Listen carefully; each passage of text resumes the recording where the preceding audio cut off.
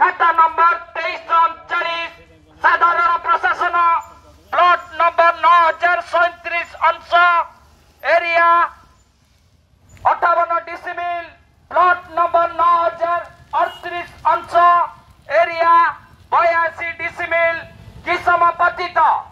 सरकारी जमी पर बेआईन और अनधिकृत भावे निर्मित वैकुंठ धाम आश्रम रे बास करुथिबा व्यक्ति तथा व्यक्ति विशेष मानक जणाई दिया जाउछि जे आसंता तारीख 17/1/2025 समय दिबा 12 घटिका सुधा